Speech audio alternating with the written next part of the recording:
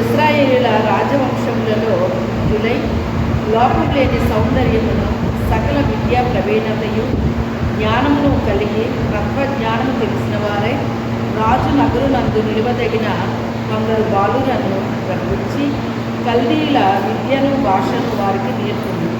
మరియు రాజు తాను భుజించు ఆహారములో నుండి తాను పానము చేయు ద్రాక్షారసంలో నుండి అనుదిన భాగము వారికి నియమించి 3 సంవత్సరములు వారిని పోషించి పిమ్మట వారిని తన ఎదుట నిలబబెట్టినట్లు ఆజ్ఞ ఇచ్చింది. యూదులలో నుండి దానియేలు, హనన్య, మిషాయేలు, అజర్యా అనువారు ఊరిలో నుండి. ప్రార్థన చేసుకుందాం. ప్రభువా, ఈ రాత్రికాల సమయంలో నాతో మాట్లాడని ప్రార్థన చేసుకుందామండి. పరిశుద్ధుడైన తండ్రి, మీ వందనాలు, స్తోత్రాలు తండ్రి. యేసయ్య దయగల తండ్రి, కృపగల నాయన, మీకే వేలాది వందనాలు, స్తోత్రాలు తండ్రి. స్తుతులు నాయన. పరిశుద్ధాత్మ దేవుడా, మీ వందనాలు, స్తోత్రాలు తండ్రి. స్తుతులు నాయన. ఆత్మ ప్రభువారు, మీ వందనాలు, స్తోత్రాలు తండ్రి. ఇంతవరకు పాటల్లో మీరు నడిపించారు, మీకు స్తోత్రాలు తండ్రి నాయన. ఇప్పుడు వచ్చిన మమ్మల్ని అందరిని బట్టి వందనాలు, స్తోత్రాలు తండ్రి. ఇంకా రావాల్సిన బిడ్డలో త్వరగా రావడానికి సహాయం చేయండి. ఈ దీనురాలు మరుగుపరిచి మాట్లాడుతండి. ఈ వాక్యంలో ఉన్న గూఢమైన సంగతి, రహస్యమైన సంగతులు, మీ రాజ్య మర్మాలను తెలియచెప్పండి. ప్రతి బిడ్డకి నాయన ప్రభువా అర్థము చేపించండి. పరిశుద్ధాత్మ దేవుడా, మీరు ఏ ఉద్దేశంతో మాట్లాడుతున్నారో ప్రతి ఒక్క బిడ్డకి అర్థము చేపించండి నాయన. సహాయం చేయండి. పరిశుద్ధాత్మ దేవ, మీరే కార్యము చేయండి నాయన. దయగల తండ్రి, కృపగల నాయన, మీకే స్తోత్రాలు తండ్రి. వందనాలు ప్రభువా. ఆత్మ ప్రభువారు, మీకు వందనాలు, స్తోత్రాలు చెల్లించుకుంటున్నాం. రాజా రక్షక, మీకే స్తోత్రాలు తండ్రి. వందనాలు ప్రభువా. అయ్యా, మీ బంగారు పాదాలు వందనాలు, స్తోత్రాలు చెల్లించుకుంటున్నాం తండ్రి నాయన. అయ్యా, ఈ రాత్రికాల సమయంలో మాతో అందరితో మాట్లాడండి ప్రభా. ఈ మైక్ శబ్దం ఎంత దూరం వినిపిస్తున్నా అంతకు మించిన దూరం ఈ దివ్య వాక్యం బయలు వెళ్ళి అందరినీ దర్శించి స్పర్శించి నీ పరిశుద్ధాత్మ కార్యాలు బలముగా జరిగించి సహాయం దయచేయమని యేసు అతి పరిశుద్ధ నామమున వేడుకుంటున్నాం తండ్రి. ఆమేన్. హల్లెలూయా. దేవుని నామానికి మహిమ కలుగునుగా కండి. ఇప్పుడు వచ్చిన మీ అందరికీ నా హృదయపూర్వక వందనాలు. ఈ సమయంలో దేవుని వాక్యాన్ని మమ్మల్ని శ్రద్ధగా విందామండి.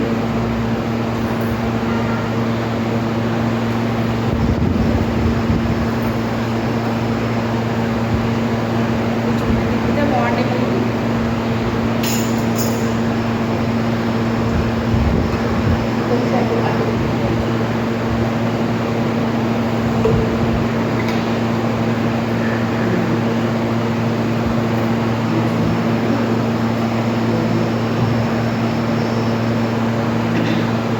ఆ కాలంలో రాజులు మరి యుద్ధాలు చేసేవారండి. పాత నిబంధన కాలం అది. యుద్ధాలు చేసి ఒక దేశం మీదకి ఒక దేశం మరి గడ్డెత్తికి వెళ్ళేదన్నమాట. వెళ్ళినప్పుడు ఆ దేశాన్ని మరి వాళ్ళు ఆ రాజ్యాన్ని జయించినప్పుడు అక్కడి నుంచి కొంతమందిని బానిసలుగా తెచ్చేవారు అన్నమాట. అలాగా చాలాసార్లు జరిగింది. ఈసారి మరలా ఆయన నెబుకద్నెజరు అనే రాజు పరిపాలనలో ఉన్నాడు, ఏలుబడిలో ఉన్నాడు. ఆ రాజుగారు మరి యెరూషలేం మీదకి వెళ్ళి ఆయన కొంతమంది రాజవంశంలో ఉండేటువంటి యవన బిడ్డలను తీసుకొచ్చాడు.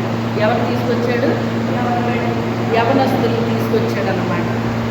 తీసుకొచ్చి ఆయనకు ఒక ఆలోచన వచ్చిందండి. చూడండి, దేవుడు కొంతమందిని తన కొరకు ఎన్నుకుని ఏర్పాటు చేసుకుంటాడు.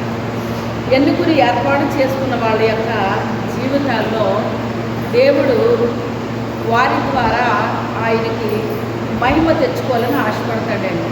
ఏం చేస్తాడు ఆయన? వారి ద్వారా ఆయన మహిమ తెచ్చుకోవాలని ఆశపడతాడు.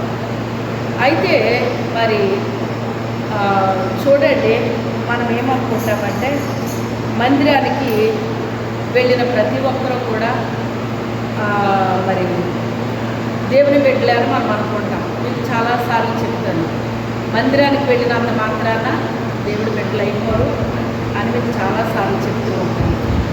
అలాగే మరి క్రైస్తవులు అంటే అందరూ దేవుడి బిడ్డలు కాదండి. క్రైస్తవులు అంటే అందరూ దేవుడి బిడ్డలు కాదు. దేవుడి బిడ్డలు అంటే దేవునికి వారి హృదయంలో స్థానం ఇస్తారు అంత మాత్రమే కాదు, కానీ ఆయన్ని పూజిస్తారు, ఆరాధిస్తారు, గణపరుస్తారు, గౌరవిస్తారు, ఆయన నామానికి మహిమను తీసుకొస్తారండి. ఆయన నామానికి మహిమను తీసుకురావడమే నా ధ్యేయము అన్నట్లుగా ఉంటారు వారు. అయితే ఇక్కడ మనం చూసినప్పుడు చాలాసార్లు అక్కడ అనేక మందిని వాళ్ళు తీసుకెళ్ళడం జరిగింది, కానీ ఎవరి వలన కూడా దేవుని నామానికి అక్కడ ఏం జరగలేదట, మహిమ రాలేదు. దేవుని నామానికి మహిమ రాలేదు, ఘనత రాలేదు. ఎందుచేతనంటారు? యెరూషలేములో ఉండేటువంటి వారు వాళ్ళ దేవుడి బిడ్డలు కాదా? అందరూ దేవుడి బిడ్డలేనండి అంటారు చాలామంది. నిజమే, దేవుడి బిడ్డలే అయ్యుండొచ్చు, కానీ మరి దేవుడిని ఎంతమంది ఎరుగుదురు? అది ముఖ్యం. దేవుణ్ణి ఎంతమంది ఎరుగుదురు? చూడండి, పుట్టిన బిడ్డకి తల్లి ఎవరో తండ్రి ఎవరో ఏమన్నా తెలుస్తుందండి? తెలియదు. తల్లి ఏం చేస్తుందంటే, ఇదిగో డాడీ వచ్చారు, అదిగో డాడీ వెళ్తున్నారు, ఇలా మాట్లాడుతూ ఉంటుంది. మాట్లాడినప్పుడు ఆ చిన్ని బిడ్డకి తెలియకపోవచ్చు, కానీ అది ఆ తల్లి చెప్పేది ఆ బిడ్డ వింటారు. మగబిడ్డ అయినా ఆడబిడ్డ అయినా వింటారు. విని ఆ తండ్రి రాగానే చూసి నవ్వుతూ మొదలు పెడతారు వాళ్ళు. ఆ తండ్రి వెళ్ళిపోతుంటే అలాగ వెనక్కి తిరిగి చూస్తారు. అంటే పసిబిడ్డలకు కూడా ఏమర్థమైంది? ఈయన మా నాన్న ఎవరు పరిచయం చేశారు? తల్లి పరిచయం చేసింది. అలాగే సంఘము అనే తల్లి దేవుడు ఏం చేస్తాం? మేము మీకు పరిచయం చేస్తాము. మీకు పరిచయం చేసినప్పుడు మీరు ఏం చేయాలి అంటే, ఆ తండ్రిని మీరు గుర్తెరగాలి. ఏం చెయ్యాలి? గుర్తెరగాలి. ఆ తండ్రిని మీరు, ఆ పిల్లోడు చూస్తాడు, కానీ తండ్రితో మాట్లాడటం వస్తుందా? రాదు. ఎప్పుడు వస్తుంది? ఆ పిల్లోడికి ఒక సంవత్సరం అయ్యేటప్పటికి, ఇంకా పూర్తి అవ్వకుండానే కొంతమందికి త్వరగా మాటలు వస్తాయండి. వచ్చినప్పుడు డాడీ అని పిలవడం, కానీ డా డా అన్నట్టు అలా అంటాడనమాట. అంటే ఏదో ఒక అక్షరం పలుకుతాడు, పూర్తిగా డాడీ అని పిలవడం వాడికి రాదు. కానీ ఆ డా అన్న మాటకి ఆ తండ్రి ఏమైపోతాడో, చాలా మురిసిపోతాడు అన్నమాట, ఆనందపడిపోతాడు. నన్ను డాడీ అన్నాడు అని చెప్పేసి ఆయన ఏం చేస్తాడు? ఆనందపడిపోతాడు అన్నమాట.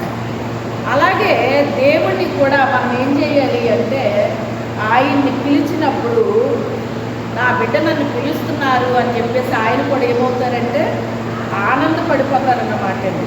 మనల్ని చూసి ఆనందపడిపోతారు. అయితే ఆ పిల్లోడు ఎప్పటికీ డా అంటాడా? ఏమంటాడు మరి? డాడీ అని పిలుస్తాడు. ఆ తర్వాత అంతకంతకే మాటలు పెరుగుతాయి. ఆ అబ్బాయి దగ్గర ఏం పెరుగుతాయి? మాటలు పెరుగుతాయి. ఆ తర్వాత ఎదిగే కొద్దీ కూడా ఆ అబ్బాయి తండ్రితో మాట్లాడడం మొదలు పెడతాడు. తండ్రితో మాట్లాడడం మొదలుపెట్టి ఆ తండ్రి ఎదిగే కొద్దీ కూడా తండ్రి అంటే తన అవసరాలు తీరుస్తాడని, తన అక్కర్లు తీరుస్తాడని, తనకి ఏదన్నా కావలిస్తే కొని పెడతాడని, ఇవన్నీ కూడా పిల్లోడికి ఏం చేస్తాయి? క్రమక్రమముగా తెలుస్తాయి. తల్లి ఏమంటదంటే, ఏదన్నా అవసరం వచ్చినప్పుడు అమ్మ ఇది కావాలి అంటే తల్లి ఏమంటది? నన్ను అడుగుతున్నావు ఏంట్రా, వెళ్ళి మీ డాడీని అడుగు అంటది. అన్నప్పుడు వాడు ఏం చేస్తాడు? డాడీ దగ్గరికి వెళ్తాడు. వెళ్ళి డాడీ నాకు ఇది కావాలి అంటాడు. అమ్మ దగ్గర స్వతంత్రంగా మాట్లాడతారు ఏ పిల్లలైనా సరే. తండ్రి దగ్గరికి వెళ్ళేటప్పటికి అంత స్వతంత్రత ఉండదు, కొంచెం భయం ఉంటుంది అన్నమాట. కొంతమంది తండ్రులు అయితే చాలా ఫ్రీగా ఉంటారు, కొంతమంది తండ్రులు అయితే కొంచెం కరుగ్గా ఉంటారు అన్నమాట. ఫ్రీగా ఉన్న తండ్రి అయితే మొత్తానికి లెక్క చేయరండి పిల్లలు. వాళ్ళు ఎంత ఫ్రీగా ఉంటారో వీళ్ళంత లెక్క లేకుండా అయిపోతారన్నమాట. తండ్రిని గౌరవించడం కూడా తెలియదు ఇంకా పిల్లలకి. అందుకే తండ్రి కూడా ఎలా ఉండాలో అలాగే ఉండాలి. అంతేగాని మరీ ఒక రకంగా చెప్పుకోవాలి అంటే నెత్తికెక్కించుకోకూడదు అంటారు. ఏమంటారు? ఎందుకని? తండ్రి విలువ తెలియకుండా పోతుంది. తండ్రి విలువ తెలియకుండా పోతుంది అన్నమాట. అందుకని తండ్రిని గౌరవించాలి. తండ్రిని ఇలా చెయ్యాలి, అలా చెయ్యాలి, ఇలా మాట్లాడాలి, ఎలా పడితే అలా మాట్లాడకూడదు అని తల్లి ఏం చేస్తుంది? చెప్తూ ఉంటుంది అన్నమాట. తండ్రితో ఎలా మాట్లాడాలో. ఇప్పుడు అసలే కోపంగా ఉన్నారు, ఇప్పుడు ఏమి అడగదు. వెళ్ళి ఏమన్నా అడిగామంటే ఇప్పుడు ఏమైపోతే పడిపోతాయి, ఇప్పుడు అసలు అడగదు అనేసి చెప్తుంది. తల్లి కొన్ని సూచనలు ఇస్తూ ఉంటుంది పిల్లలకి. ఏ టైంలో తండ్రిని అడగాలో అడగకూడదో సూచనలు ఇస్తూ ఉంటుంది. ఏది ఏమైనప్పటికైనా ఒకటి ఏదో ఉంటుందండి. పుత్రుడు జన్మించినప్పుడు కాదు, కానీ ఆ పుత్రుడిని కనుగొని జనులు ఏం చేసినప్పుడు ఇది రాదా? అది ఆ పుత్రుడినంట అందరూనంట గౌరవిస్తే, మెచ్చుకుంటే అది చూసి తండ్రికి ఆనందం కలుగుతుందటండి. అంటే అంతటి వాడు అవ్వాలి ఆ కొడుకు. ఏమైపోవాలి? అంతటి వాడు అవ్వాలన్నమాట. అంటే వాడు పుట్టినప్పుడు కాదు, కానీ వాడు పెరిగి గౌరవంగా బ్రతికినప్పుడు ఆ తండ్రికి తల్లికి ఏమనిపిస్తుందట? ఆనందం అనిపిస్తుందటండి, సంతోషం అనిపిస్తుందటండి. అలాగే మన పరలోకపు తండ్రి కూడా మనము ఆయనతో మాట్లాడాలని ఆశపడతాడు. ఆయన్ని గౌరవించాలని ఆశపడతాడు. ఆయన్ని మాత్రమే పూజించాలని ఆశపడతాడు. ఆయన్ని మాత్రమే ఆరాధించాలని ఆశపడతాడు. ఆయన్ని మాత్రమే సేవించాలని ఆశపడతాడు. మనం ఏదైనా అడిగితే ఆయన మాత్రమే అడగాలని ఆశపడతాడు. ఎవరో పక్కింటి వాళ్ళు ఎదిరింటి వాళ్ళని అడిగితే ఆయనకి ఎంత కోపం వస్తుంది? వస్తుందా రాదా? నీ పిల్లోడు నిన్ను అడగాలి తప్ప వెళ్ళి పక్కింటి వాళ్ళు ఎదిరింటి వాళ్ళని అడిగితే బాగుంటుందా? అదేంట్రా, నీకు ఏదైనా అవసరమైతే నన్ను అడగాలి, డాడీని అడగాలి, కానీ వెళ్ళి వీళ్ళని అడుగుతున్నావేంటి అని పిచ్చి కోపం వస్తుంది తల్లికి. వస్తుందా రాదా? వస్తుంది. అలాగే మన పరలోకపు తండ్రిని కూడా మనం ఏం చేయాలి? అడగాలండి. ఆయన మహిమైశ్వర్యాన్ని బట్టి మన ప్రతి అవసరాన్ని కూడా ఆయన తీరుస్తానంటున్నాడు. మనము ఆయన అడిగినప్పుడు తప్పకుండా ఆయన మన పట్ల కార్యము చేసే దేవుడై ఉన్నాడు. అయితే మన పట్ల కార్యము చేయాలి అంటే మనం ఎలా ఉండాలి? మనం ఏ రీతిగా ఉండాలి? మన తండ్రికి మహిమ తీసుకొచ్చేవారుగా ఉండాలి, కానీ అవమానం తెచ్చేవారుగా ఉండకూడదు. ఘనతను తీసుకొచ్చేవారుగా ఉండాలి, కానీ అవమానం తెచ్చేవారుగా మనం ఉండకూడదు. ఎప్పుడైతే ఆయనకి మనం ఘనతను తీసుకొస్తున్నామో ఏమవుతాడు? ఆయన చాలా సంతోషపడిపోతాడు, చాలా సంతోషపడిపోతాడు. అది అన్యదేశం. అది అన్యదేశంలో ఆయన తెలియదు వాళ్ళకి. ఎవరు తెలియదు? ప్రభు తెలియదు.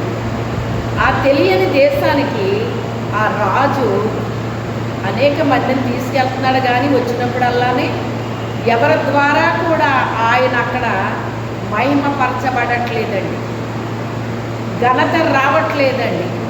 ఆయన ఎలాంటి వాడో తెలియట్లేదండి అక్కడ ఉన్న ప్రజలకి. గల కారణం ఏంటంటారు? వాళ్ళకే వీళ్ళకి ఏమాత్రము తేడా తెలియట్లేదు అక్కడ. దేవుడి బిడ్డ అంటే దేవుడి బిడ్డకి అవతల వాళ్ళకి ఏముండాలి? వ్యత్యాసం కనబడాలి అక్కడ. నీ మాటలో, నీ క్రియలో, నీ ప్రవర్తనలో, ప్రతి దాంట్లో కూడా అవతల వాళ్ళకి ఏం కనిపించాలి? క్రియ కనిపించాలి, తేడా కనిపించాలి. తేడా కనిపించినప్పుడు వీళ్ళ దేవుని బిడ్డలు కదా, అందుకే ఇలా ఉంటారేమో, అందుకే ఇలా మాట్లాడతారేమో అందుకే ఇలాగేమో, అందుకే అలాగేమో అని నిన్ను చూసిన ప్రతి దాంట్లో కూడా ఎవరు కనిపించాలి? దేవుడు కనిపించాలి. అంటే మనల్ని చూసినప్పుడు మనలో ఎవరు కనిపించాలి? దేవుడు కనిపించాలి. దేవుడు కనిపించాలి. దేవుడిని ఎలా చూపించగలుగుతావు? నువ్వు షాప్కి వెళ్ళావు, షాప్కి వెళ్ళి ఏదో కొన్నావు. కొన్నప్పుడు నువ్వు డబ్బులు ఇచ్చావు. ఇస్తే ఆ షాప్ అతను నీకు ఇవ్వాల్సిన దానికంటే ఎక్కువ ఇచ్చేశాడు. అతను ఇచ్చేసినప్పుడు నువ్వు లెక్క పెట్టుకున్నావు. లెక్క పెట్టుకొని నువ్వు పర్సులో పెట్టేసుకుని వచ్చేసావు. ఆ తర్వాత అతను ఆలోచించుకుంటాడు. వాళ్ళంతా కూడా సాయంత్రం చేసి ఏం చేసుకుంటారండి? లెక్కలు చూసుకుంటారు. చూసుకున్నప్పుడు తక్కువ వచ్చినప్పుడు వాళ్ళు ఏం చేస్తారంటే ఆలోచన చేస్తారు, ఈ మనీ ఎక్కడ తక్కువ వచ్చింది, ఎవరు ఎంత పే చేశారు, ఎవరికి తిరిగి ఎంత ఇచ్చాము, ఇవన్నీ కూడా వాళ్ళు కౌంట్ చేసుకుంటారండి. చేసుకున్నప్పుడు అది తెలుస్తుంది. అయితే మనము నిజముగా మారు మనసు పొంది రక్షించబడిన బిడ్డలమైనప్పుడు, మనము నూతన స్వభావాన్ని కలిగినప్పుడు, క్రీస్తు స్వభావాన్ని ధరించుకున్నప్పుడు మనము లెక్క పెట్టుకొని ఎగస్ట్రా వచ్చిన డబ్బులు ఇదిగోనండి ఇవి ఎగస్ట్రా ఇచ్చేశారండి అని తిరిగి ఇచ్చేస్తాం. అప్పుడు వాళ్ళ ఆ డబ్బులు తీసుకుని మీరు దేవుడి బిడ్డలా అండి అంటారు. వాళ్ళు వేరే వాళ్ళని అంటారు అలాగా,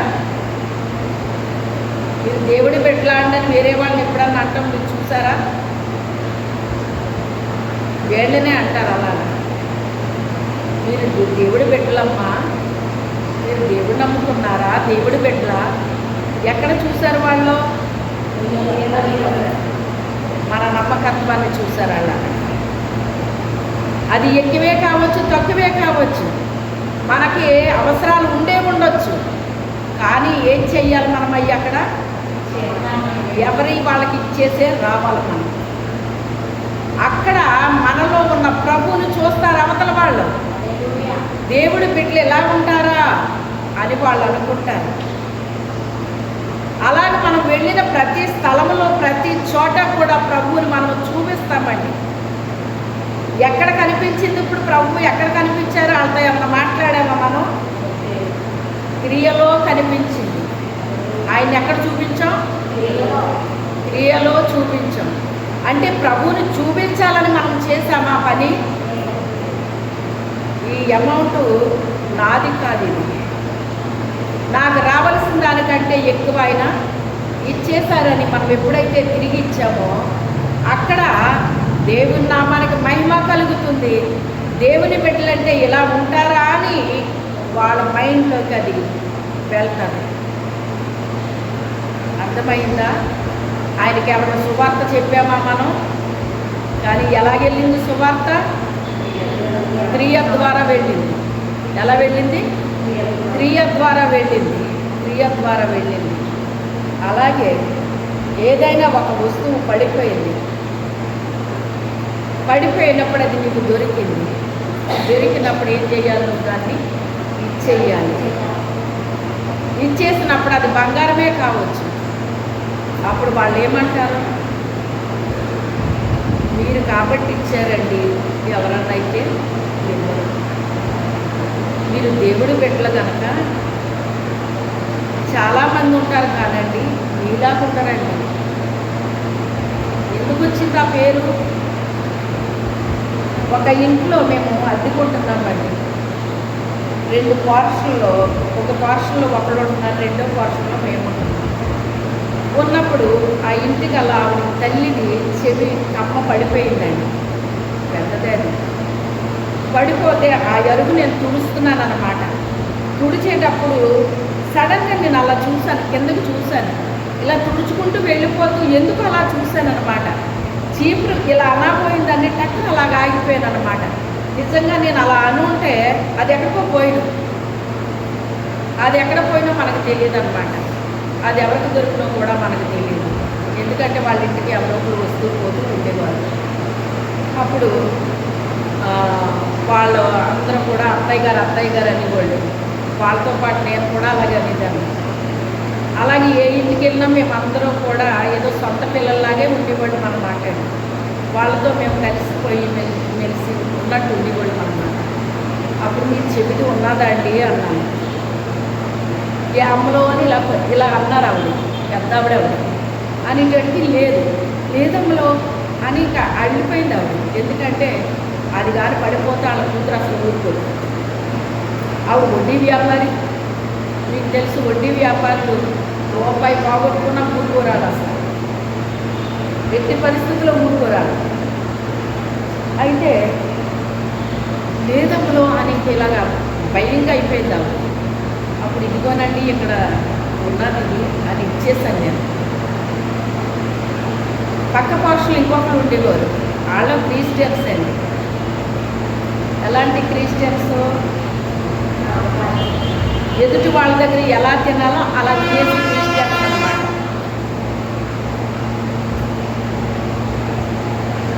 మనం ఎప్పుడైతే క్రీస్తుని ధరించుకున్నామో, ఆయన స్వభావాన్ని ధరించుకున్నామో, ఎదుటి వాళ్ళది మనం ఏం చేయమండి?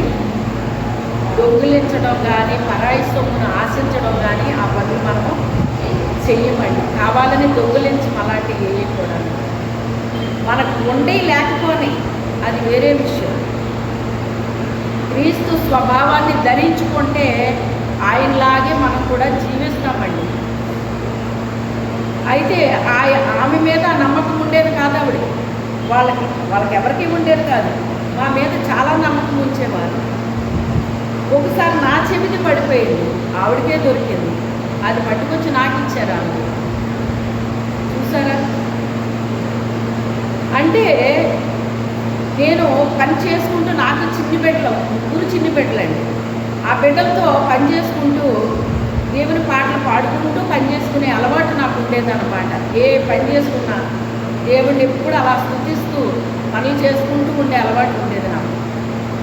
అప్పుడు ఆ పనులు చేసుకుంటూ దేవుడిని ఎప్పుడైతే స్తుతిస్తున్నానో, లేక తండ్రి మీరు ఏదైనా చెప్పండి అంటే ప్రభు నాతో ఏదో ఒకటి చెప్తూ ఉండేవారు. అది వింటూ ఉండేదాన్ని. నేను ఏం పని చేస్తున్నానో నాకు అసలు పని చేసిన అలసట కానీ, నీరసం కానీ ఏవి నాకు వచ్చేవి కాదు. అదంతా వాళ్ళకు ఒక సాక్ష్యం అయిపోయిందండి. నాకు ఇంచుమించుగా తెల్లవారుజామున లేస్తే మధ్యాహ్నం 2 అయ్యేదన్నమాట. ఒక్కోసారి భోజనం చేశానో లేదో కూడా నాకు గుర్తుండేది కాదు, మర్చిపోయింది. పని అవ్వాలి. పని మనుషులు దొరికేవారు కాదు అక్కడ ఆ టైంలో. అలాంటి పరిస్థితులు అన్నమాట.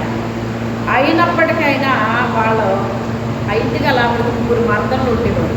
వాళ్ళ ఇల్లు వేరే చోటికి, వాళ్ళందరూ వచ్చి అక్కడ కూర్చునేవారు. నా ఆరాటం ఏంటంటే ఎలాగోలా దేవుని మాట వాళ్ళకి చెప్పాలి అని ఒక ఆరాటం నాలో ఉండేది. ఏదో ఒక మాట చెప్తే ఎప్పుడో ఒకప్పుడు వాళ్ళలో పనిచేస్తుంది అని ఒక ఆశతో ఎదురు చూస్తూ ఉండేదాన్ని.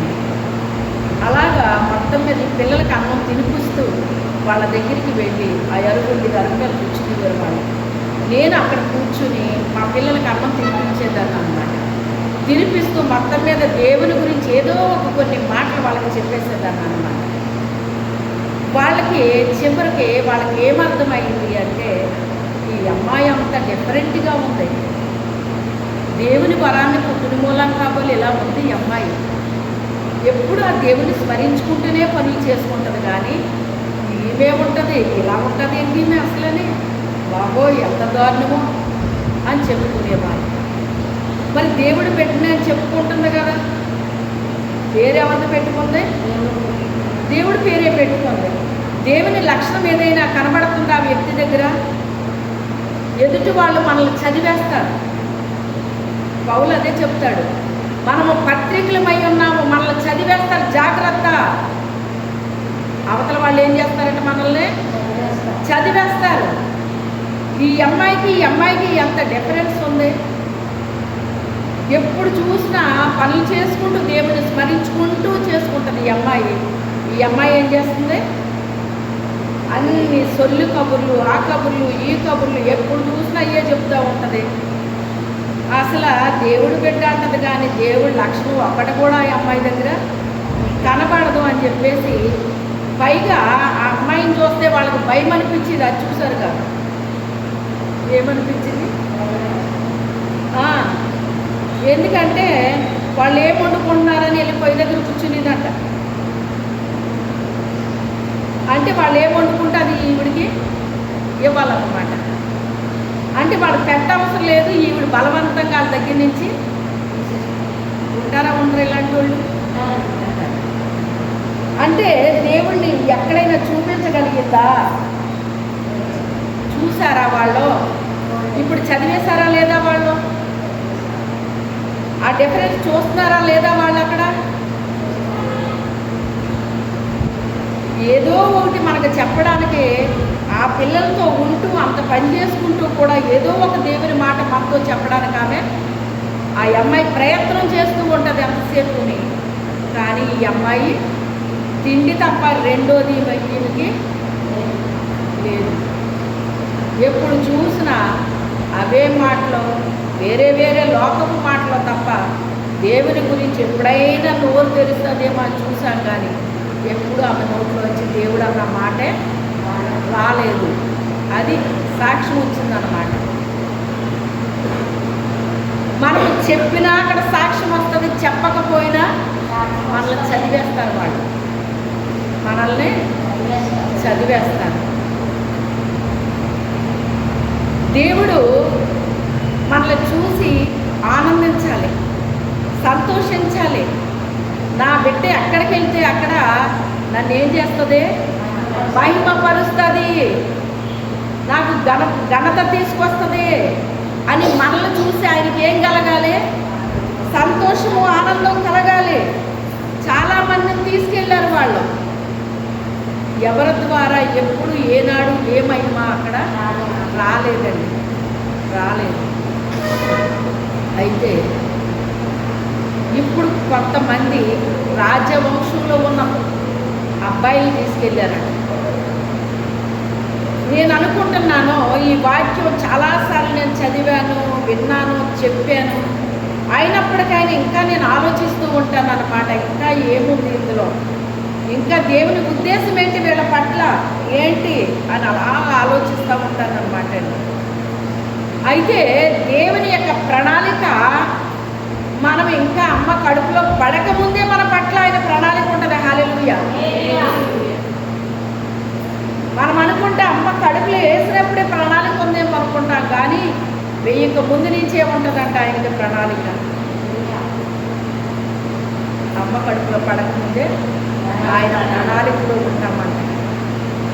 ఏ బిడ్డ అయితే ఆయన ప్రణాళికలో ఉన్నారో వారి ద్వారా ఆయన మహిమ తెచ్చుకోవాలని ఆశపడతాడటండి. వారి ద్వారా మహిమ తెచ్చుకోవాలని ఆశపడతాడటండి. అదే లోకంలో వాళ్ళు ఉంటారు, మనము ఉంటాము. ఇప్పుడు చెప్పాను కదా, అదే ఇంట్లో మేము ఉన్నాం, వాళ్ళు ఉన్నారు, పక్క పక్క పోర్షన్లో ఉన్నాం. కానీ వ్యత్యాసం అక్కడ కనిపించిందా లేదా? అంటే వాళ్ళు ఏదో నా గురించి చెప్తారని నేను చేశానా? ఇది మన హృదయంలో జరిగినప్పుడు తప్పకుండా మనం ఆయన్ని మహిమపరచకుండా ఉండలేము, ఆయన గణపరచకుండా ఉండలేము. ఎప్పుడైనా నోరు తెరిచి ఏదైనా మాట్లాడుతుందేమో అని చూసాం, కానీ ఏ రోజుని కూడా నోట్లోంచి ఒక్క మాట కూడా రాలేదు. సరికదా, ఆమె పూర్తిగా లోకస్తుల కంటే దారుణంగా ఉంటుందనే సాక్ష్యం అయితే వచ్చిందన్నమాట. వాళ్ళు వెళ్ళిపోయిన తర్వాత చెప్పారు, వాళ్ళ ఆమె పరిస్థితి అంతా ఏంటో, ఎలా ఉండేదో ఏంటో నేను ఎప్పుడు గమనించలేదు, పక్కన ఉన్నా కూడా గమనించలేదు. వాళ్ళు చెప్తున్నారండి, అన్యులు చెప్పారండి సాక్ష్యం. మీకు తెలియదండి, మీ పనుల మీద మీరు ఉంటారు, ఆ దేవుని స్మరణలో ఉంటారు మీరు, మీకు తెలియదండి. బాబోయ్ పేడ విరగడయింది అన్నారు. ఆమె ఖాళీ చేసి వెళ్ళిపోయారు. ఎందుకని? వాళ్ళని పట్టుకుని ఏం చేసింది? పెళ్లి చేసింది. దేవుని నామానికి మహిమ తీసుకురాకపోతే కనీసం దేవుడి బిడ్డలైనా జీవించాలి కదా. నా బిడ్డలో నా నామానికి మహిమ తీసుకొస్తారేమో అని చాలా ఆశిస్తాడు దేవుడు మన గురించి. ఎక్కడైనా నా గురించి నోరు తెరుస్తారా? వాళ్ళ క్రియలో చూపిస్తారా? వాళ్ళ ప్రవర్తనలో చూపిస్తారా? వాళ్ళ మాటల్లో చూపిస్తారా? నా నామానికి మహిమను తీసుకొస్తారా అని ఆయన ఏం చేస్తాడట? కనిపెడుతూ ఉంటాడట మనల్ని. నీవు కూర్చుండుట, లేచుట, పడుకోవడం మొత్తం అంతా తెలుసు నాకు అంటాడు ఆయన. అంతా కూడా నాకు తెలుసు అంటాడు ఆయన. అయితే ఆ రీతిగా దేవుని యొక్క అనాది ప్రణాళికలో ఉన్నారండి కొంతమంది.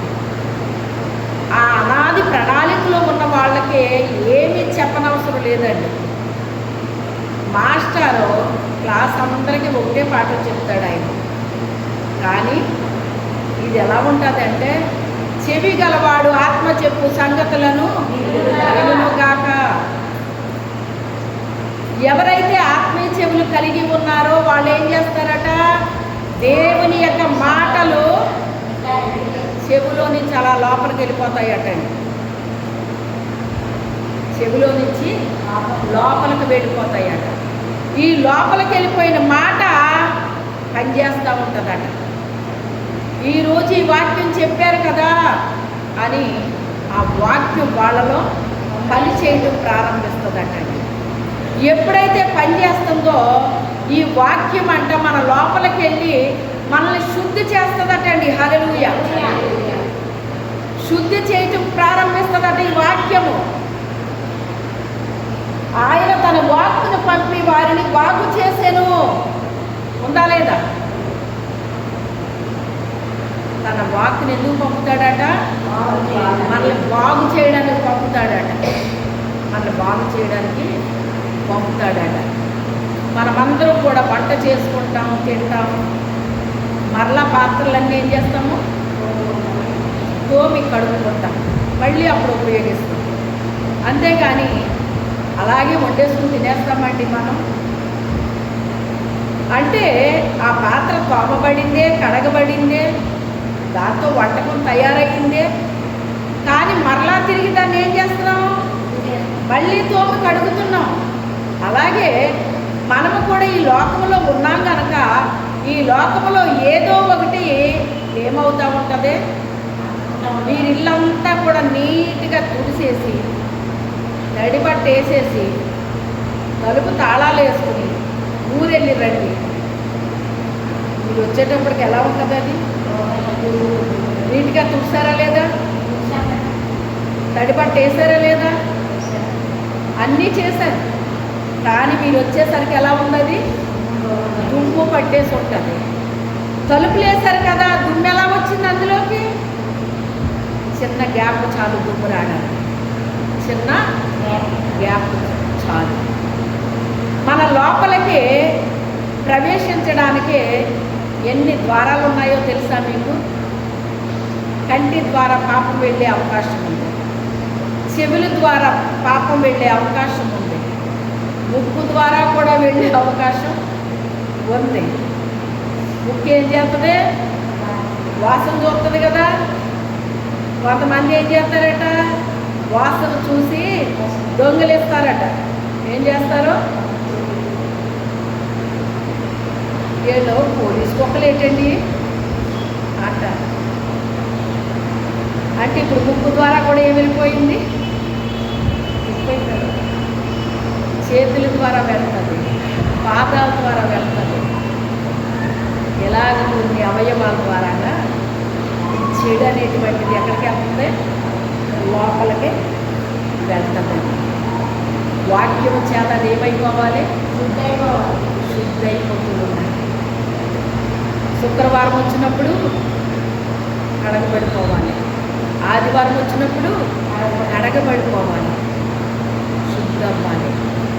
ఆయన తన వాక్కుని పంపి వారిని బాగు చేసేసి వాక్యం మనల్ని ఏం చేస్తుంది? బాగు చేస్తుందండి. బాగు చేస్తుందండి, శుద్ధి చేస్తుందండి. యవనస్తులు దేని చేత తమ నడతను శుద్ధి చేసుకొందురు? నీ వాక్యము చేతనే కదా. శుద్ధి దేని వల్ల జరుగుతుందంట? వాక్యము చేత జరుగుతుందంట. అందుకే వాక్యము చదవాలి, చదివింది లోపలికి వెళ్ళాలి, వినాలి, విన్నది లోపలికి వెళ్ళాలి. ఎప్పుడైతే ఏదో విని ఈ చెవితో వదిలేస్తే లోపల పనిచేస్తుంది. అది ఈ చెవితో విన్నది లోపలికి వెళ్ళి దాన్ని మనం ధ్యానం చేస్తుంటే అప్పుడు లోపల పని చేయడం ప్రారంభిస్తుంది. లోపల పని చేయడం ప్రారంభిస్తుంది. అదే క్లాసులో ఉన్న పిల్లలు కొంతమందికి పని చేయడం ఏంటి, కొంతమందికి పని చేయకపోవడం ఏంటి. కొంతమంది పిల్లలు ఎలా ఉంటారో తెలుసా, పరీక్షలు అనేటప్పటికీ బండగా చదివేస్తారన్నమాట అండి. ఇంకా రాత్రి పగలు చదివేస్తారు. పరీక్షల్లో బాగా రాసేస్తారు, మార్కులు వచ్చేస్తాయి. ఆ తర్వాత సబ్జెక్ట్ గురించి అడగండి,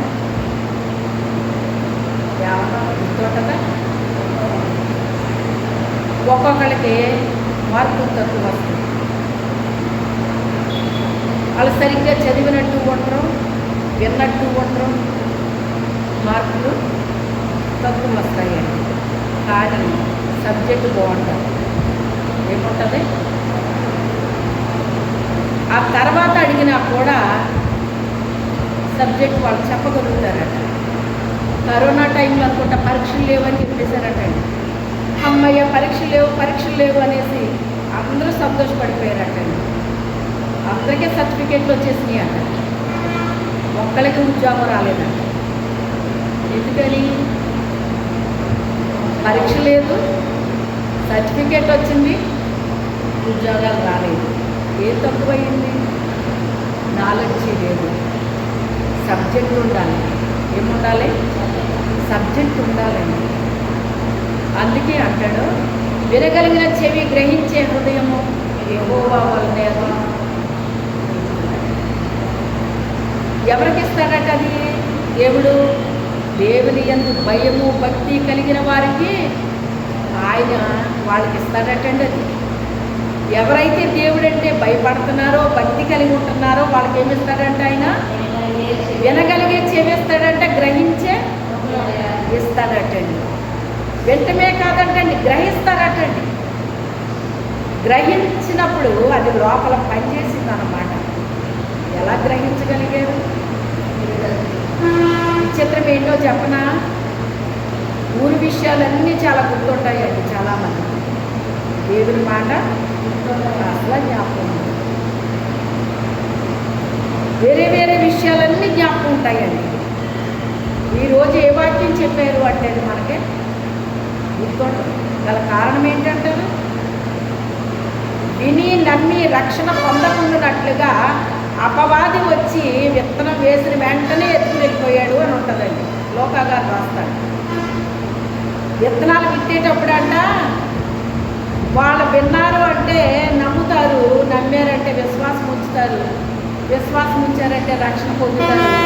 ఈ గొడవంతా లేకుండా పడినట్టే ఎత్తుకుని వెళ్ళిపోతే వాళ్ళకి రక్షణ ఉండదు, ఏముండదు, గొడవ ఉండదు అనుకుంటాడట. చూసారా? అందుకే వాక్యాన్ని ఏం చేయాలి మనం? దేవుడి దగ్గరికి వచ్చినప్పుడే చాలా శ్రద్ధగా రావాలి. ఈరోజు దేవుడు నాతో ఏం మాట్లాడతారో అని ప్రార్థనాపూర్వకంగా ముందే సిద్ధపాటు మీద దేవుడి దగ్గరికి రావాలండి. దేవుడి దగ్గరికి రావాలి, వచ్చి శ్రద్ధగా ఆలకించాలి. దేవుడు ఎప్పుడైతే మనతో మాట్లాడుతున్నారో, ప్రభువా నాతో మాట్లాడయ్యా అని శ్రద్ధగా కూర్చోవాలి. కూర్చున్నప్పుడు మనతో మాట్లాడతాడు. మాట్లాడినప్పుడు ఈ చెవితో విని ఈ చెవితో వదిలేస్తే మన లోపలేమి ఉండదండి. ఈ లోపల ఎప్పుడైతే హృదయాన్ని తెరుచుకుని మనం విన్నామో అది మన లోపల పనిచేయడం ప్రారంభిస్తుంది. లోపల ఎప్పుడైతే పనిచేస్తుందో మన లోపల శుద్ధి అయిపోతూ ఉంటుందండి. ఏమైపోతుంది? శుద్ధి అయిపోతూ ఉంటుంది. కడిగేసుకోవాలి మన పాత్రను. మనం ఏం చేసుకోవాలి? కడిగేసుకోవాలి. మన పాత్రను మనమే కడిగేసుకోవాలండి. మన హృదయాన్ని మనం కడిగేసుకోవాలి. మన ప్రవర్తన మనం కడిగేసుకోవాలి. మన నడవడికని మనం కడుక్కోవాలి. మన ఆలోచనలు మనం కడుక్కోవాలి. మన తలంపులు మనం కడుక్కోవాలి. సమస్తాన్ని మనమే కడిగేసుకోవాలి. ఎప్పుడైతే తన వాక్కు ద్వారా మనతో మాట్లాడుతున్నాడో ఆయన కడిగేసుకోవడం నేర్చుకోవాలి. ఎప్పుడో కడుక్కోవటం కాదు, అప్పుడప్పుడు కడుక్కోవటం కాదు. మనతో మాట్లాడినప్పుడే వాక్యాన్ని ఏం చేసుకోవాలి, మనం కడిగేసుకోవాలండి. ఎప్పుడు పాత్రలు అప్పుడే కడిగేసుకోవాలన్నమాట. చూడండి, మనందరి ఇళ్ళల్లో కూడా పాత్రలు ఉంటాయి, వంట చేసుకున్న పాత్రలు. అవన్నీ ఓ స్వాట్ వేసేసి అలా వదిలేస్తే ఏమొచ్చేస్తాయండి?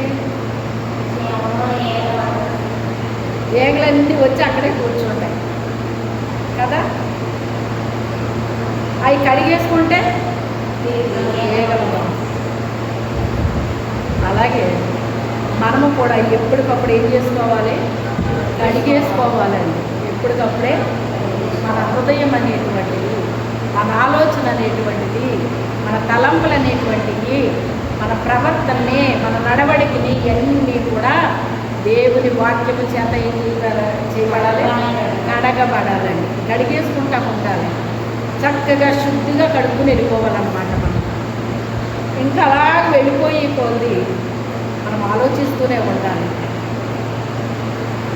మనం గడప దాటేటప్పటికి మనకు వాక్యం గుర్తుండట్లేదు అంటే నీకు పడిన వెంటనే సైతాన్ ఏం చేస్తున్నాడు, ఆ వాక్యాన్ని ఎత్తుకుని వెళ్ళిపోతున్నాడు. ఎక్కడ వాక్యం నీలో పనిచేస్తుందని వాడు ఏం చేస్తున్నాడో ఎత్తుకుని వెళ్ళిపోతున్నాడు. అందుకే పని జరగదు లోపల, అందుకే లోపల పని జరగదన్నమాట. వాక్యాన్ని అలాగా అశ్రద్ధగా ఉండకూడదండి. వాక్యం విషయంలో వాక్యం ఎంత విలువైందంటే బంగారము కంటే అమూల్యమైనది అని రాయబడిందండి. బంగారము కంటే అమూల్యమైనదంటే దాని అర్థం ఏంటి అంటే బంగారం విలువైంది. కంటే అన్నాడంటే వెల కట్టలేదంటండి. వాక్యానికి ఏం కట్టలేమంట, ఎంత అని వెల కట్టలేమంటండి. అది అమూల్యమైందండి. బంగారానికి వెల కట్టవచ్చు, దానికంటే అమూల్యమైంది అంటే వెల కట్టలేనంత విలువైంది వాక్యం. బంగారం అంటేనే నీకు అంత ఇంట్రెస్ట్గా ఉంటే బంగారం కంటే అమూల్యమైన వాక్యాన్ని ఇంకెంత ఇంట్రెస్ట్గా వినాలి. చెప్పాను కదా, గతంలో మీకు చెప్పాను నేను. మా పాప చెవిరింగి గుట్ట పడిపోతే సరిగ్గా వాక్యం పెట్టన్నాను నేను. అప్పట్లో రేడియోలో వచ్చిందండి. ఆ వాక్యం ఏంటంటే అప్పుడే పోయింది, ఆ గుట్ట పడిపోయింది. అప్పుడు మళ్ళీ మా వారితో చెప్తారేమో ఈ పిల్లలు మమ్మీ ఏం పట్టించుకోలేదు, వెతకలేదు వచ్చి అని చెప్తారేమో అని కొంచెం భయం వేసి లోపల ప్రభా అది ఎక్కడ పడిపోయిందో తెలియదు. మా ఇంటి నిండా చూస్తే ఎలకలు ఉన్నాయి. అప్పటికి ఆ ఇంట్లో ఎలకలు ఉండేయండి, పెద్ద పెద్ద ఎలకలు తిరుగుతూ ఉండి. మనుషులు ఎలా తిరుగుతున్నారు, అవి ఎలా తిరిగేసి. అప్పుడు అవి ఎక్కడ పడిపోయిందో నాకు తెలియదు. నేను వెళ్ళి వాక్యం వెంట మానేసి వెళ్ళి వెతికానంటే దొరుకుతుంది. అది దొరకదు ప్రభా. ఒకవేళ అది ఇంట్లోనే పడిపోయినా ఈ ఎలకలు పట్టుకెళ్ళి ఎక్కడ పెడతాయో నాకు తెలియదు. అది తీసుకొచ్చి ఒకవేళ ఇంట్లో కనుక పడితే కనుక అది ఎదురుగా మాకు కనబడేటట్టుగా ఆ ఎలక తీసుకొచ్చి ఎదురుగా కనబడేటట్టు పెట్టాలి ప్రభా అని ప్రార్థన చేసుకుని పడుకున్నాను. ఎందుకు అంటే వాక్యం వినేటప్పుడే సాతాను నాతో మాట్లాడాడు. ఏమని? బంగారము అన్నాడు. పడిపోయిందేంటి? బంగారం. వాక్యం వెంట కూర్చున్నావేంటి అని మాట్లాడాడు. అప్పుడు నేను అన్నాను, బంగారం కంటే విలువైంది వాక్యం అని నేను అన్నాను. నోటితో చెప్పలేదు, ఆడు మెల్లగా చెప్తున్నాడు చెవులని, నేను మెల్లగానే హృదయంతో నేను మాట్లాడుతున్నాను అన్నమాట. బంగారం కంటే విలువైంది వాక్యం అని నేను అన్నాను అన్నమాట. నోరు తెరిచి కాదు, లోపల నుంచే నేను మాట్లాడాను. ఆడు అలాగే మాట్లాడుతున్నాడు. మన ఆత్మీయ చెవులకి వినపడతాయి, శరీర చెవులకి వినపడకపోయినా ఆత్మీయ చెవులకి ఇలాంటివి బాగా అర్థమవుతాయి. మనకు ఆత్మీయ చెవులు ఉంటే అర్థమైపోతాయి, వినపడతాయి, అర్థమవుతాయి అన్నమాట. బంగారం కంటే అమూల్యమైంది వాక్యం అని నేను అన్నాను. ఇప్పుడు వాక్యం అయిపోయింది. ఇప్పుడు ఎందులోకి వచ్చాను? అది అప్పుడు చిన్న భయం అనిపించి అలా ప్రార్థన చేసి నిశ్చింతగా పడుకున్నాను. ఉదయం లేచేసరికి నిజంగానే ఎలక తెచ్చి అక్కడ పెట్టేసింది. నేను నిజంగా వాక్యానికి కనుక అదే పోయి వాక్యులే రేపు వెళ్దాంలే అనుకుని నేను అది వదిలేసి నేను వెతకటానికి వెళ్తే దొరికేదాన్ని. ఇప్పుడు ఎవరికి ఆజ్ఞాపించాడు ఆయన? సృష్టి అంతా దేవునికి లోపడుతుందండి, ఒక్క మనిషి లోపడు. దేవునికి తిరుగుబాటు చేసేది సృష్టి కాదండి, మనిషి తిరుగుబాటు చేస్తాడు. అది ఉదాహరణ ఏమన్నా మీకు? మీరంటే అందరికీ భయం ఉండొచ్చు, మీ కడుపులు పుట్టిన పిల్లలకు మీరంటే భయం ఉంటుందా? ఎలా మాట్లాడతారు మీతోని? ఊరికమ్మా నీకు అసలు ఏం తెలీదు అంటారా అనరా? ఇంకా చెప్పనా, నీకు ఇంకా రాలేదు కనుక నీకు తెలీదు. మనవలు ఉంటారు, నీకేం తెలీదు ఉండు నానమ్మ అమ్మమ్మ అంటారా? అంటారా అనరా? వాళ్ళ మాటలకే నవ్వు వస్తుంది అన్నమాట. ఎందుకు మనకు తెలియదు, వాళ్ళకి తెలుసు. అవునా? అలా ఉంటాయి వాళ్ళ మాట. సృష్టి అంతా కూడా దేవునికి లోపడుతుందండి, ఒక్క మనిషి లోపడుతుంది. మనం కూడా దేవునికి లోపడితే ఆయన ఎంత సంతోషిస్తాడు, ఆయన ఎంత ఆనందిస్తాడు. మన తప్పు మనకు చెప్తాడు ఒక్కొక్కసారి. నువ్వు ఇదిగో ఈ విషయంలో నువ్వు రాంగ్గా నడుస్తున్నావు, ఈ విషయంలో రాంగ్గా మాట్లాడుతున్నావు, ఈ విషయంలో రాంగ్గా ప్రవర్తిస్తున్నావు, ఇవన్నీ చెప్తాడు మనకు ఆయన. చెప్పిన వెంటనే నాకు కాదు ఎవరికో అన్నట్టు మనం ఉన్నాము అంటే అదేమవుతుందో తెలుసా? మనల్లోని దుమ్ము పేరుకుపోయినట్టు పేరుకుపోతుంది అన్నమాట. పాత్రల్లో కొన్ని తోమితే పోనవి ఉంటాయి అన్నమాట. ఏమంటారు దాన్ని? మొండి మరకలా. తోమినా కానీ ఎక్కువ బాగా తోమితే కానీ పోవయ్యి, అలా అయిపోతాయి కొన్ని. చూసారా? అదే మనం ఎప్పటికప్పుడు కడిగేసుకున్నాం అనుకోండి, ఎప్పుడు పాత్ర అప్పుడు తోమేస్తామనుకోండి, అది ఎలా ఉంటుంది? ఎలా ఉంటుందండి? ఈజీగా ఉంటుంది కదా. ఇప్పుడు వాక్యం ద్వారా మనతో మాట్లాడుతున్నాడు దేవుడు. ఎవరితో ఏం మాట్లాడుతున్నాడో అది మీకు తెలియాలి, నాతో ఏం మాట్లాడతాడో నాకు తెలియాలి. ఇప్పుడు నన్ను నేను కడుక్కోవాలి, మిమ్మల్ని మీరు కడుక్కోవాలి. ఇది ఎవరికి సంబంధించింది? వాళ్ళది. ఇది వాక్యం అయితే దేవుంది. ఇది నాదా వాక్యం, ఇది దేవుంది. దేవుంది ఇప్పుడు ఆయన మాట్లాడుతున్నాడు. ఆయన మాట్లాడినప్పుడు మనం అందరం వింటున్నాం. కానీ ఎంతమంది కడుక్కుంటున్నారో, శుద్ధి అవుతున్నారో వారికి మంచిది, వారికి మంచిది. మనం కడుక్కోకుండా శుద్ధి చేసుకోకుండా ఉన్నాము అంటే అది అంతకంతకి ఏమైపోతూ ఉంటుంది? పేరుకుపోతూ ఉంటుంది అన్నమాట, పేరుకుపోతూ ఉంటుంది. దాన్ని కడగాలన్నా కోమాలన్నా బాగా శ్రమ పడాలన్నమాట. ఏం పడాలి? శ్రమ పడాలి. అందుకే ఈజీ అయిన మార్గం ఏంటి అంటే ఎప్పటికప్పుడు మనము కడిగేసుకోవడం, తోమేసుకోవడం నేర్చుకోవాలి. మనం దేవునికి లోబడి ఉండడం నేర్చుకోవాలి, విధేయత చూపించడం నేర్చుకోవాలి, దేవునికి నమ్మకంగా జీవించడం నేర్చుకోవాలి. ఇవన్నీ ప్రభు దగ్గర మనము నేర్చుకుంటే చాలా బాగుంటుంది. చూడండి, ఆయన తన బిడ్డల ద్వారా మహిమను పొందాలి అని ఆశపడతాడు. ఆయన నామానికి మహిమ తీసుకురావాలని ఆశపడతాడు ఆయన. కానీ మనం అలా లేకపోతే బాధ ఉంటుందా? ఉండదా? చెప్పండి. బాధ ఉంటుంది. అయ్యో, నా బిడ్డలకి నేను ఏం తక్కువ చేశాను? ఆకాశం ఆలకించు, భూమి చెవియకు. నేను పిల్లలను కని పెంచి పెద్దవారిగా గొప్పవారిగా చేశాను, వాళ్ళ నా మీద ఎరగబడిపోయారు. అంటే మనిషికి ఏముందంట? దేవుని దగ్గర అన్నీ పొందేసుకుని దేవుని మీద ఏం చేస్తారటండి? తిరుగుబాటు చేస్తారటండి, తిరుగుబాటు చేస్తారట. అలాంటి స్వభావాలు మన దగ్గర ఉండకూడదు అంటున్నాడు ఆయన. అక్కడ ఎవరి గురించి చెప్తున్నాడు అంటే ఒక ఎద్దు గురించి చెప్తున్నాడు, ఒక గాడిద గురించి చెప్తున్నాడు ఆయన. ఎద్దు తన కామందు నెరుగును, గాడిద తన సొంత వాణి దొడ్డు తెలుసును, నా ప్రజలకు నా గురించి తెలియదు. ఎంత బాధండి. ఒక జంతువుకి తెలుస్తుందంట తన యొక్క కామందు గురించి, అంటే తన యజమాని గురించి ఆ ఎద్దుకి తెలిసిందంట. అది ఒక జంతువు, అది ఒక జంతువు. అలాగే గాడిదకి తెలిసిందంటండి సొంత వాణి దొడ్డు. కానీ ఎవరికి తెలియలేదు? నా పిల్లలకి తెలియదు. నేనంటే ఏంటో నా పిల్లలకే తెలియట్లేదు అని ఎవరితో చెప్పుకుంటున్నాడంట ఆయన. మనకి మనసులో బాధ ఉన్నప్పుడు ఎవరికైనా చెప్తే కొంత భారం దిగినట్టు అవుతుందండి. అందుకే సహజంగా ఏం చేస్తారంటే మనుషులు దేవునితో చెప్పుకుంటారు.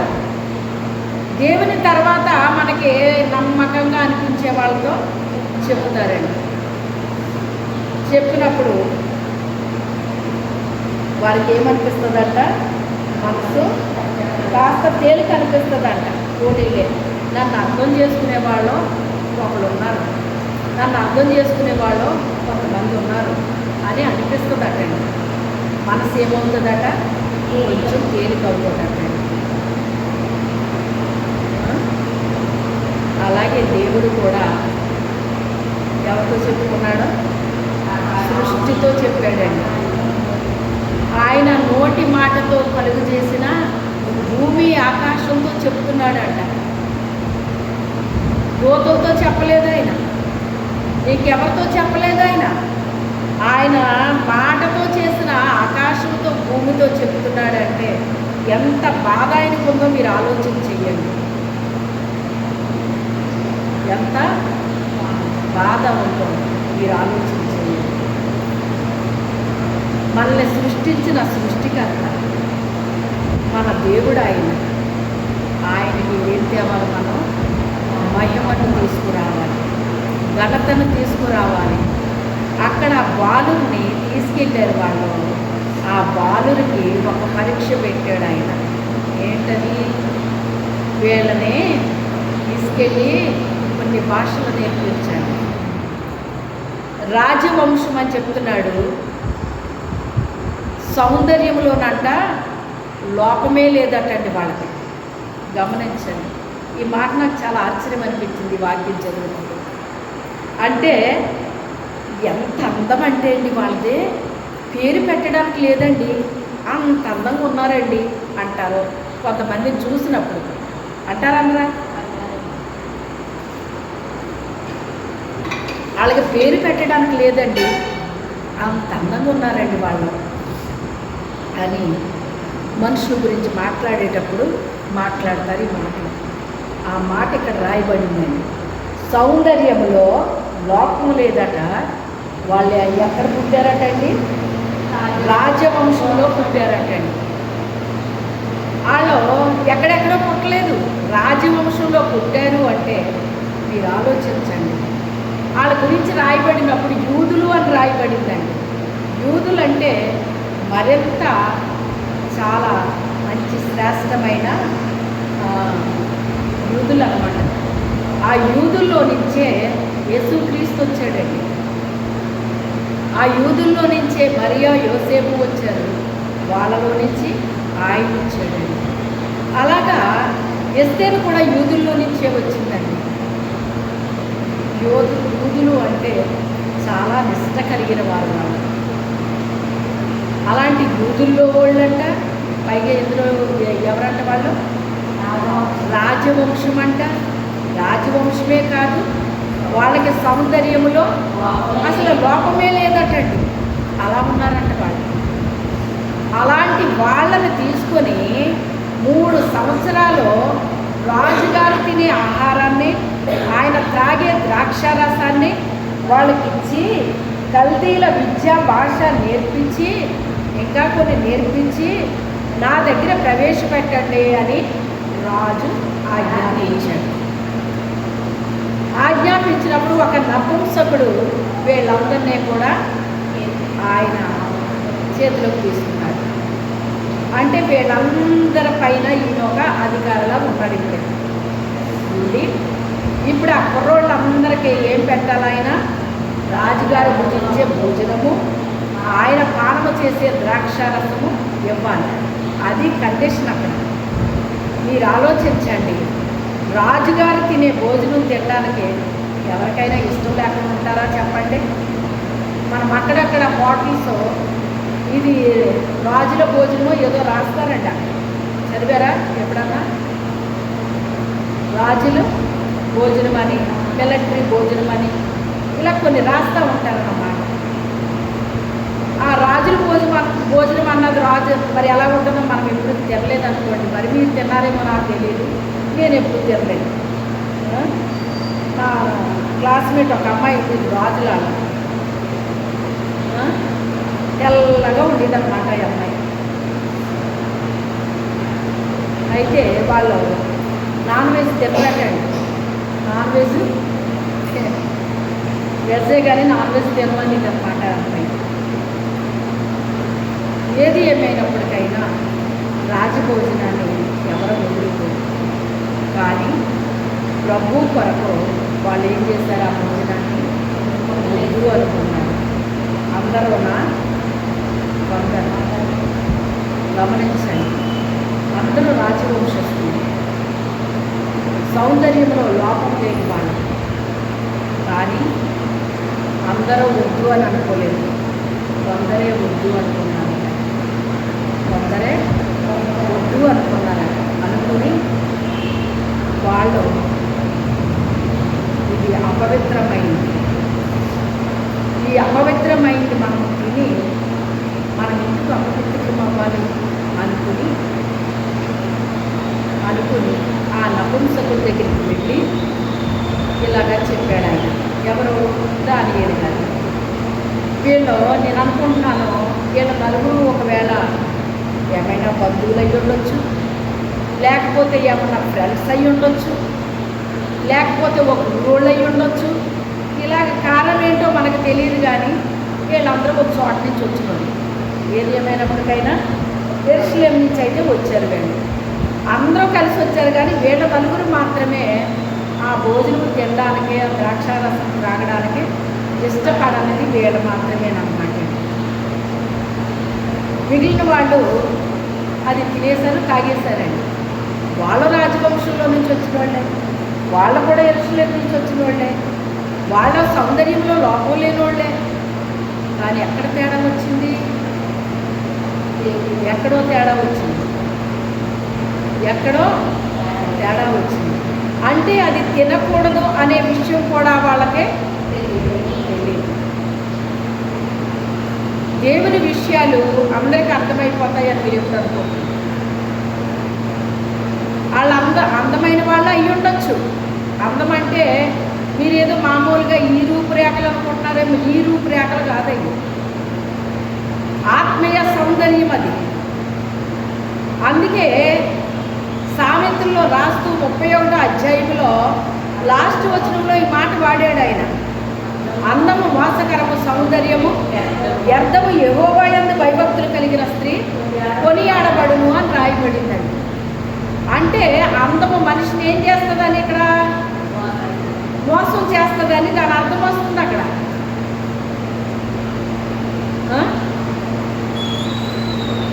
అందం ఏం చేస్తుందట? మోసం చేస్తుందట. అంటే ఆ భోజనం తినడానికి, ఆ పానము తాగడానికి వాళ్ళకి ఏమైనా తప్పు అని అనిపించిందా? వీళ్ళకి ఎందుకు అనిపించింది? మరి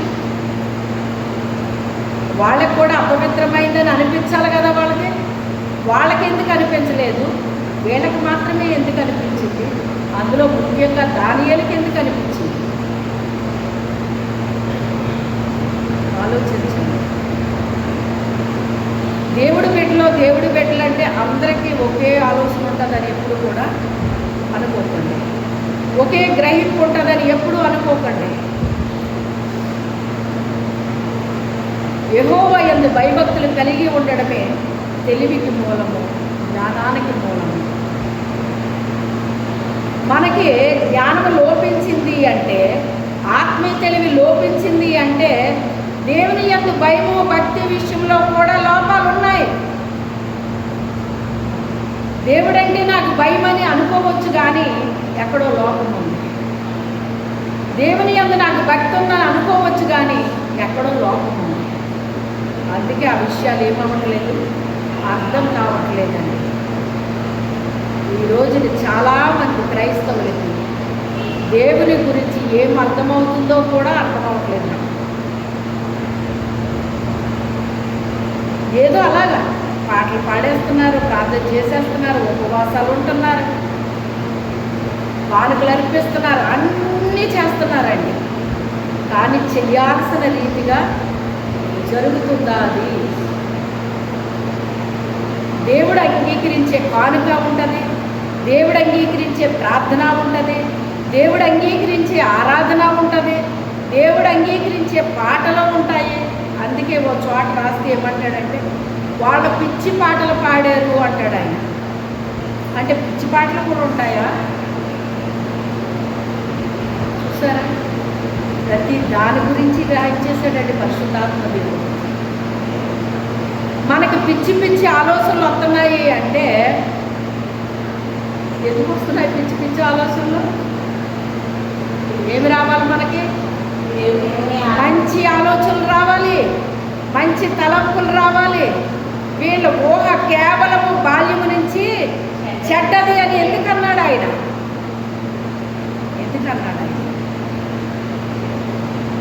వాళ్ళ ఊహ అంతా ఎప్పటి నుంచి చెడిపోయిందంట? బాల్యం నుంచే చెడిపోయిందంటండి. దావీదు బాల్యం నుంచే దేవుని స్తుతించాడండి, బాల్యం నుంచే దేవుణ్ణి ఆరాధించాడండి. వాళ్ళ అన్నలు ఉన్నారండి, వాళ్ళ అన్నలకే ఎంత చులకనగా కనపడ్డాడండి ఆయన. అంత చులకనగా కనపడ్డాడు, అంత చులకనగా కనపడ్డాడు. కానీ దేవుడు ఆయన చూసి ముచ్చటపడిపోయాడు. చూసారా? మనల్ని చూసి మనుషులు పొగుడుతున్నారా, లేక దేవుడు మనల్ని మెచ్చుకుంటున్నాడా? తనకు తాను అతిశయించు వాడు కాదు, కానీ ప్రభువును బట్టి అతిశయించాలి అంటాడు. అయ్యా, నీ దృష్టిలో నేను ఉంటే చాలు నాయన. ఎవరి దృష్టిలో నేనున్నా లేకపోయినా నీ దృష్టిలో ఉంటే చాలయ్యా అని చెప్పి. మనమే ఏ ప్రయాసపడతాం? మనం 10 మంది దృష్టిలో నేను ఉంటాను, నేను ఎక్కడికి వెళ్తే అక్కడ అందరి దృష్టిలో నేను పడాలి అని ప్రయాసపడతాను కొంతమంది. మనుషుల దృష్టిలో పడడానికి కాదు మనం పడాల్సిన ప్రయాస. ఎందుకు పడమన్నాడు ఆయన? పౌలు గారు, ప్రభువునందు మీ ప్రయాస వ్యర్థము కాదు అన్నాడు. దేని గురించి పడాలంటే మనం ప్రయాస? ప్రభువు గురించి ప్రయాస పడాలటండి. ఆయన భయంగా చెప్తున్నాడు. అయ్యగారండి, ఏరా ఏంటి అన్నాడు. అంటే దేవునికి ఇష్టకరమైన పని చేయడానికి ఎంత జడుస్తున్నాడో చూడండి, ఎంత భయపడుతున్నాడో చూడండి. ఏంటి చెప్పు అన్నాడు. అంటేనండి ఇలా రాజుగారు చెప్పారు కదండి, కానీ ఆ భోజనం వద్దులండి, కానీ మాకు ఏదో పప్పులు ఉప్పులు కూరగాయలతో భోజనం పెట్టండి, తాగడానికి మంచినీళ్ళు ఇవ్వండి చాలు అన్నాడండి. ఒక్కసారి షాక్ కొట్టినట్టు అయిపోయాడు ఆయన. ఏం మాట్లాడుతున్నావు నువ్వు? రాజుగారు ఎవరు అనుకుంటారా నన్ను? నేనేమైపోవాలనుకుంటున్నాను అసలు? రాజుగారు ఏది ఆజ్ఞాపించాడని మేమేం చెయ్యాలి? శిరస్సు వహించాలి, లేదా నా పని అయిపోతుంది. నేను చావాలని కోరుకుంటున్నావా నువ్వు అన్నాడు ఆయన. ఆయన అంటాడు కదా, అలా కాదండి అయ్యారు. ఒకసారి ఒకసారి మీరు ఆలోచించండి అని మనసులో ప్రార్థన ముందు ప్రార్థన మొదలెట్టేశాడు ఆయన. ప్రభువా, ఈ ఆహారం తిని పానీయం తాగడం నీకు ఇష్టం కాదు, నాకు ఇష్టం కాదు. ఇది ఎలాగైనా తాగకుండా తినకుండా కాపాడిన ఆయన మమ్మల్ని అని ప్రార్థన చేసుకుని అప్పుడు ఆయన దగ్గరికి వెళ్ళాడు. వెళ్ళి మాట్లాడితే ఆయన ఎలా మాట్లాడాడు. మళ్ళీ మనసులో ప్రార్థన చేస్తున్నాడు. తండ్రి, నాకు సహాయం చెయ్యయ్యా. నీకు ఇష్టం లేని నేను తినకూడదు, నీకు ఇష్టం లేని నేను తాగకూడదు. ఎందుకంటే నా దేహము దేవునికి ఆలయమని నాకు తెలుసు. ఈ దేహము నీకు ఆలయముగా ఉండాలని నేను కోరుకుంటున్నాను. అందుకని దీన్ని నేనేం చేయను, అపవిత్రపరచను ప్రభువా. దీన్ని అపవిత్రపరచడం నాకు ఇష్టం లేదయ్యా, నాకు సహాయం చేయకండి అని ప్రార్థన చేస్తున్నాను. అలా కదండి అయ్యారు. 3 సంవత్సరాలు కదా రాజుగారు చెప్పింది. ఒక 10 రోజులు ఇలా పెట్టి చూడండి మాకు. 10 రోజుల తర్వాత మమ్మల్ని నిలబెట్టి వాళ్ళు మక్కాలు మా ముఖాలు చూడండి. ఒకవేళ మా ముఖాలు ఏమన్నా మీకు తేడాగా కనిపిస్తే వాళ్ళకి పెట్టిందే మాకు పెట్టేదిరిగానండి అన్నాడు. అప్పుడు ఏదో బాగుంది అనుకున్నాడు ఆయన. ఎందుకంటే 3 సంవత్సరాలు పోషించాలి మేము. ఇతను అడిగింది కేవలం 10 రోజులే కదా. ఈ 10 రోజులే కదా అని చెప్పేసి మరి ఇతను ప్రార్థన చేసుకుంటున్నాడు కదా. అక్కడ ఏమని రాయబడిందంటే దానియేలు విషయంలోనంట కృపా కటాక్షము నొంద అనుగ్రహించెను. అంటే దానియేలు మీదకే దేవుని యొక్క కృప కటాక్షం వచ్చిందంటండి. కటాక్షం ఎవరి మీదకి వస్తుందో తెలుసా? అందరి మీదకే రాదు, సత్పురుషుల మీదకి వస్తుందటండి. సత్పురుషులు అంటే ఎవరేళ్ళో మంచి సత్ప్రవర్తన కలిగిన వ్యక్తులండి. వాళ్ళ స్త్రీ అయినా కావచ్చు, పురుషులైనా కావచ్చు. అక్కడ పురుషుడు స్త్రీ అని కాదు, కానీ సత్ప్రవర్తన కలిగిన వారి మీదకే దేవుని యొక్క కటాక్షం వస్తుందటండి. అందరి మీదకే రాదటండి. అది అందరి మీదకే రాదట. అందరూ ప్రార్థన చేస్తారు, అందరూ ప్రార్థన చేస్తారు, కానీ అందరి మీదకి అది రాదటండి. ఆయన కృపా కటాక్షం మన మీదకి రావాలి అంటే మనం సత్ప్రవర్తన కలిగి ఉన్నప్పుడు అప్పుడు వస్తుందట. అంటే నేను దేవునికి దేవాలయమై ఉన్నాను అనే స్పృహలో మనం ఉన్నప్పుడు ఈ దేవాలయాన్ని మనం పాడు చేయడానికి మనము ఇష్టపడము. ఈ దేవాలయంలో దేవుడు నివసించాలి, దేవుని ఆత్మ నివసించాలని మనం కోరుకుంటాము. ఆ కోరుకున్నప్పుడు దేవుడు మనకి ఏం చేస్తాడట? సహాయం చేస్తాడట. ఏం చేస్తాడు? సహాయం చేస్తాడట. ఆ రీతిగా 10 రోజులు భోజనం పెట్టాడు. పెట్టినప్పుడు వాళ్ళని వీళ్ళని నిలబెడితేనంట వాళ్ళకంటే వీళ్ళ ముఖాలే తేజస్సుగా కనిపించినాయి అంటండి. తేజస్సుగా కనిపించింది. అంత మాత్రమే కాదు, కానీ వాళ్ళకంటే వీళ్ళకే ఏమిచ్చాడట దేవుడు? జ్ఞాన వివేకాలు ఇచ్చాడటండి. దానియేలుకైతేనంట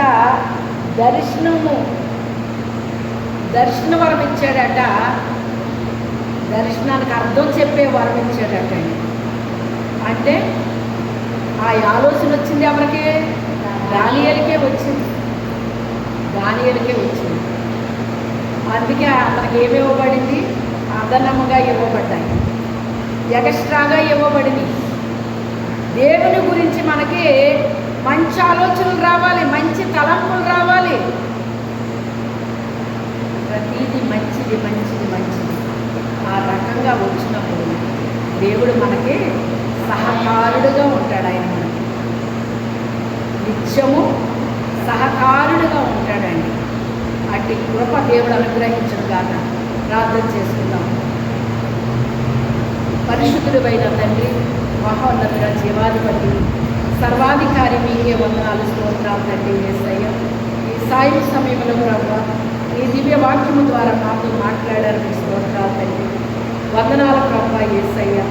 అయ్యా ప్రతి ఒక్క బిడ్డ కూడా తండ్రి నాయన మీకు లోబడి విధేయత చూపించేటట్టుగా, మీ నామానికి మహిమ తెచ్చేటట్టుగా, మీకు లోబడేటట్టుగా, ప్రభువా నువ్వు మెచ్చే బిడ్డగా, మీ నామానికి ఘనత తీసుకొచ్చే బిడ్డలుగా, మహిమను తీసుకొచ్చే బిడ్డలుగా ప్రతి ఒక్క బిడ్డ నా తండ్రి నాయన ఆత్మానుసరమైన జీవితాన్ని జీవిస్తూ ఆత్మ నడిపింపు కలిగి మీ స్వభావాన్ని ధరించుకొని ప్రభువా నీకే మహిమను తెచ్చే బిడ్డలుగా ఉండడానికి సహాయం చేయండి. ఈరోజు ఈ వాక్యాన్ని విన్న ప్రతి ఒక్క బిడ్డ కూడా తండ్రి అయ్యా దానియేలు శద్రకు మేషకు అబేద్నెగోల వలె సిద్ధపడడానికి నాయన నీ బిడ్డలు తయారవ్వడానికి సహాయం చేయమని యేసు అతి పరిశుద్ధ నామం అడిగి వేడుకొచ్చున్నాము తండ్రి.